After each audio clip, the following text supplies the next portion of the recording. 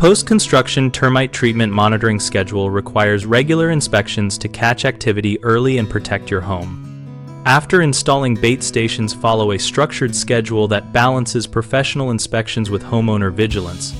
Have a pest control professional perform monthly monitoring for the first 3 months after installation to establish baseline activity and confirm bait acceptance.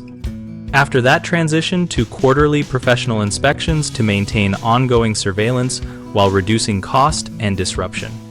Homeowners should perform a quick visual check of all accessible stations and nearby wood surfaces once a month, looking for mud tubes, wings, swarms, or damaged wood.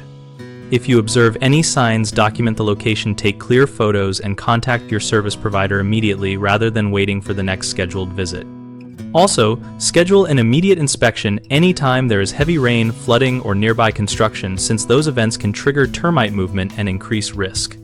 Common mistakes include waiting too long between checks, which lets colonies establish and causes more damage. So commit to monthly homeowner checks and keep a simple calendar reminder. Another issue is assuming bait disappearance always means success, because missing bait can also indicate consumption by non-target pests or environmental loss.